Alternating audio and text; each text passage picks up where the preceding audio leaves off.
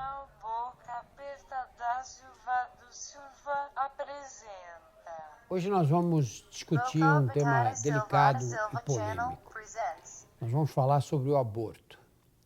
E para tratar desse assunto, nós trouxemos o Dr. Jefferson Dresetti, que é o coordenador do Ambulatório de Violência Sexual e de Aborto Legal no Hospital Pérola Byton, aqui em São Paulo, a antiga Cruzada Pro Infância. Como funciona esse serviço de violência sexual e aborto legal, Jefferson? Esse serviço está organizado a ter a participação de vários profissionais diferentes para poder oferecer a pessoas que estão em situação de violência sexual as principais modalidades, os principais tipos de tratamento ou de intervenção que essa pessoa precisa numa situação como essa. Portanto, o serviço não pode se restringir a apenas prestar atenção médica, por exemplo, ou apenas prestar atenção psicológica. Então, há um grupo de pessoas que reúne principalmente enfermeiros, médicos, assistentes sociais, psicólogos, que se reúnem num núcleo, exatamente para cuidar desse tipo de situação. Como são situações muito variadas, com espectros, com situações completamente diferentes entre si, o trabalho tem várias portas de entrada, várias maneiras de atender essas pessoas que chegam ou espontaneamente ou chegam encaminhadas, principalmente pelos serviços policiais. Mas é um núcleo, vamos dizer assim, dentro da instituição, que tem por finalidade atender pessoas que passam por qualquer tipo de situação de violência sexual ou de suas consequências. E entra, então,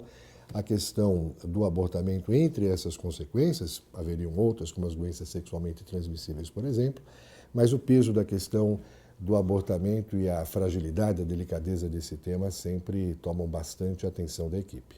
Você consegue descrever um perfil da mulher, logicamente média, que procura o ambulatório, que procura o serviço? Se nós formos pensar, por exemplo, na questão da idade, nós temos hoje metade, um pouquinho mais da metade dos casos que nos procuram, são crianças com menos de 12 anos de idade. Nesse grupo etário, a questão do aborto, por exemplo, ela tem pouco significado, porque aos 6, 7 anos de idade, essas crianças estão protegidas da ocorrência de uma gravidez pela própria idade, pela própria imaturidade, ainda não iniciaram sequer a menstruação. Mas não é incomum termos crianças de 11 ou 12 anos nessa situação sendo atendidas pela instituição. Uns outros 30%, 35% dos casos vão ser compostos por adolescentes e uma parcela de 30%, 35%, em torno disso, serão de mulheres adultas. Para as crianças, nós vamos ter situações com ocorrências principalmente dentro da residência dessa criança ou do autor dessa violência, e o autor geralmente é um autor conhecido, muito próximo dessa criança. Pode ser um pai, um padrasto, um tio, um avô, ou alguém com acesso a essa família e essa criança, um acesso privilegiado. Esse perfil de violência muda completamente para a mulher adulta e nós temos uma preponderância maior de casos relativos a mulheres que são abordadas, embora no espaço público, né, são abordadas no ir e vir da escola, no ir e vir do trabalho, nas suas atividades cotidianas, aí sim, muito mais por pessoas desconhecidas. Então, não é exatamente um perfil. Esse perfil se assenta um pouco mais conforme a idade dessas mulheres. Mas o que elas têm todas em comum, Drauzio, é a chegada à instituição numa situação de uma vulnerabilidade, de uma delicadeza frente às circunstâncias que sofreram, todas elas com um impacto muito grande e com consequências muito grandes para a saúde. E em que casos fica caracterizada a gravidez causada pela violência sexual? O que a gente sabe hoje, Drauzio, é que a maioria das mulheres que sofrem violência sexual são mulheres jovens e que estão em idade reprodutiva, né? As crianças realmente é um grupo muito grande, mas não vamos falar de crianças nessas circunstâncias, mas não vamos dizer que a violência sexual acontece aos 18 e aos 68 da mesma forma, com a mesma frequência. Não acontece. E a grande frequência de violência é entre mulheres jovens que não têm, na circunstância do estupro, nenhuma possibilidade de negociar, por exemplo, o uso do preservativo, de qualquer forma de prevenir ou de evitar essa gravidez. Então, essa é a questão mais importante. Essa taxa de gravidez hoje deve estar em torno de 1 a 6% dos casos de estupro, pensando ou imaginando um episódio só, um episódio único de estupro nessas circunstâncias. E como os médicos aceitam o abortamento? Porque entre nós médicos há muitas divergências também. Há os que são francamente favoráveis ao abortamento, achando que a mulher tem é quem deve decidir o destino da gravidez, e outros que são frontalmente contra, por razões religiosas ou de outra ordem, né? Dentro da instituição, Drauzio, nós não temos nenhuma dificuldade em realizar qualquer abortamento, nós temos uma equipe pequena, mas uma equipe suficientemente capaz de dar conta de todos os casos que nos procuram. A questão é qual é a opinião do toco-ginecologista brasileiro. E há uma pesquisa da Federação Brasileira de Ginecologia e Obstetrícia, que foi feita pela Febrasgo, mas conduzida pelo Semicamp, que é um órgão muito responsável de pesquisa no campo de saúde sexual e reprodutiva, com os ginecologistas brasileiros. E foi perguntado a eles o que eles achavam dessa questão. E a resposta dos ginecologistas brasileiros é muito interessante.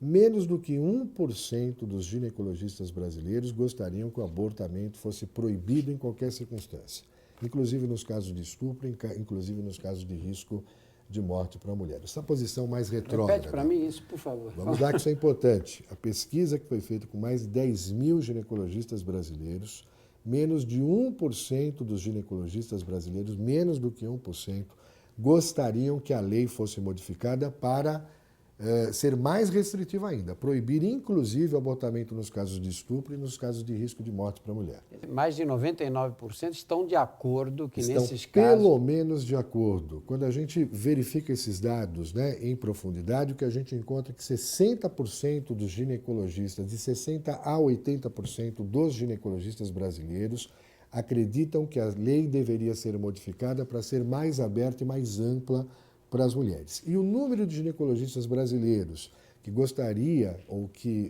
acredita que deveria ser completamente descriminalizado o abortamento está na casa dos 16% a 18%. No entanto, esse número de 16%, que é 16 vezes maior que aqueles 1% que querem o retrocesso da lei brasileira, esses 1% se comportam, falam de maneira a parecer os 90%. E a opinião pública às vezes acha que o ginecologista brasileiro é conservador. Não é verdade. 80% dos ginecologistas brasileiros gostariam que a lei fosse ampliada, sendo que uma parte desses ginecologistas, quase 20%, gostaria ou prevê, né, que fosse feita a completa descriminalização do aborto. Jefferson, na sua visão, com toda essa experiência de tantos anos, como você acha que deveria ser a lei nos casos de abortamento? Agora, não discutindo mais violência, de um modo geral, no abortamento, como é feito no Brasil hoje, como a lei teria que se comportar para atender às necessidades das mulheres grávidas que decidem interromper a gravidez? Essa é uma questão delicada, Drauzio, que a gente tem discutido há décadas da maneira mais estúpida possível, dividindo essa questão em pessoas contra ou pessoas a favor do aborto, quando não existe nenhuma pessoa a favor do aborto. O aborto em si não é um bem que uma mulher possa buscar, não é um bem que um ginecologista, que um médico desejasse para a sua paciente. Toda a situação de aborto é uma situação penosa, difícil para qualquer mulher. Seja que ela interromper porque a gravidez resulta de um estupro, ou seja, interromper a gravidez do esposo para evitar a sua própria morte e não deixar 2 filhos em casa, seja interromper a gravidez porque é uma gravíssima anomalia fetal, seja interromper a gravidez porque eu estou grávida do meu namorado aos 15 anos de idade, não era para ter acontecido isso, falhou um método anticoncepcional, minha vida vai ser virada ao avesso. As mulheres têm milhões e milhões e milhões de problemas importantes para decidir que aquela gravidez não é o momento, né? E o que a gente faz para ajudar essas mulheres? A gente simplesmente proíbe o aborto e diz que, por enquanto, portanto, se está proibido, as mulheres não têm mais esses problemas, não precisam recorrer ao aborto. Para que você tenha uma ideia da dimensão desse problema, Drauzio, hoje, a Organização Mundial de Saúde, não é estimativa minha, não é uma estimativa de nenhum órgão, senão a Organização Mundial de Saúde, que tem toda a nossa credibilidade, ela calcula a morte de 70 mil mulheres jovens e saudáveis por ano vítimas do aborto realizado em condições inseguras. Em que país? Aqui no Brasil? Para o mundo todo. Para o mundo todo. Para o mundo todo. São 70 mil mulheres. É uma mulher a cada 7 minutos morrendo inutilmente por uma situação onde a lei a obrigou a procurar o abortamento clandestino. Isso não existe nos países onde o abortamento foi permitido. E o mais interessante, Holanda, por exemplo, que é o país onde o abortamento é mais acessível para as mulheres, a mulher pode interromper a gestação por um motivo que lhe couber, não é preciso ter nenhuma condição em especial, e é dado assistência a essa mulher com qualidade, com amplo acesso. Exatamente na Holanda é o país onde menos as mulheres necessitam realizar o abortamento. Então não há nenhuma relação entre a proibição e o número de abortamentos, mas existe uma forte relação entre proibir o aborto e matar mulheres. Você sabe, quando eu era interno no Hospital das Clínicas, a gente atendia essas meninas que faziam aborto na periferia de São Paulo e eram encaminhadas para o pronto-socorro com sangramento, com febre, com infecção, etc. E a gente tinha que completar a curetagem desses abortos feitos em condições inadequadas. Isso era feito sem anestesia.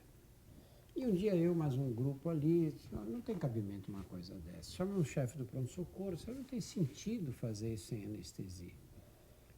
E sabe o que ele disse? Ele falou, olha, nós não temos anestesista aqui para essa função. E depois, essas meninas fazem com anestesista, daqui a pouco elas estão de volta grávidas outra vez. Como se as mulheres tivessem o prazer de engravidar só para fazer um aborto sob a ação de anestésicos, né?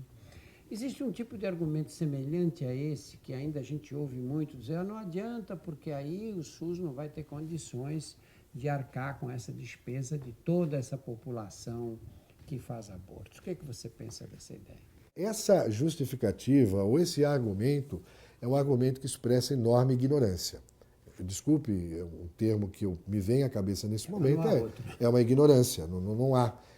Não existe precedente em nenhum país nesse mundo que as mulheres acharam divertido a partir do ano que vem ou a partir do mês que vem engravidar indesejadamente só para ter o prazer de realizar um abortamento. Eu não conheço, em quase 30 anos de ginecologia, não conheço uma mulher nessas circunstâncias que quis experimentar uma gravidez indesejada para saber quanto bom possa ser um abortamento clandestino.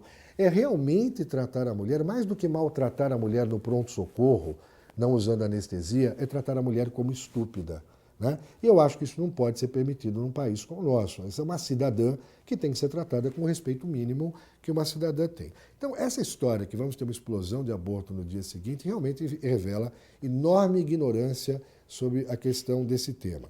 A segunda questão que tem que ser vista é se nós vamos poder, se isso acontecesse no país amanhã, teríamos dinheiro para fazer isso, teríamos recursos econômicos para poder cuidar dessas mulheres. Drauzio, hoje eu lhe garanto que os recursos que nós gastamos para tratar as graves complicações do aborto clandestino são muito maiores do que os recursos que nós precisaríamos para poder atender essas mulheres dentro de um ambiente seguro e dentro de um ambiente minimamente ético e humanizado. E, na verdade, nós sabemos que essa é uma questão que pode ser rapidamente, com o nível de organização que hoje tem o Ministério da Saúde, que pode ser rapidamente suplantada, que pode ser rapidamente corrigida. Como você vê a ação desses grupos religiosos que são frontalmente contra o aborto e que exercem uma pressão muito grande sobre os políticos? E os políticos fogem, morrem de medo de enfrentar grupos religiosos de um modo geral, né? É verdade, e é absolutamente lamentável a sua afirmação. Não que a sua afirmação não esteja certa, mas é lamentável que a gente tenha que afirmar algo sobre isso nesse país. Eu acho que esse país, na sua Constituição, deixou bastante claro que esse é um Estado laico. Esse Estado não é um Estado religioso. Por exemplo, a nossa instituição ela é absolutamente inútil. Nós não temos nenhum tipo de possibilidade de sofrer qualquer mudança de posição ou de conduta mediante qualquer pressão. É uma pressão inútil, uma perda de tempo, por exemplo, frente ao nosso grupo de trabalho. Agora, por que isso tem que atingir, por exemplo, um grupo de políticos? Não deveria atingir. A cidadã brasileira não é obrigada a ser católica ou ser esta ou ser aquela religião. Ela nem é obrigada a ter religião e continua sendo cidadã e continua tendo direitos. Portanto, confundir questões religiosas nas circunstâncias de direitos humanos, de direitos constitucionais, nos parece um equívoco enorme, né? E nós temos vivenciado esse equívoco o tempo todo. Não é possível que um prefeito, um governador de estado não garanta esse direito às mulheres ao abortamento em condições seguras, por exemplo, nos casos de estupro, porque a Igreja Católica, por exemplo, não agrada a Igreja Católica, né? O Estado não existe para agradar a Igreja Católica, o Estado existe para cuidar dos direitos do cidadão.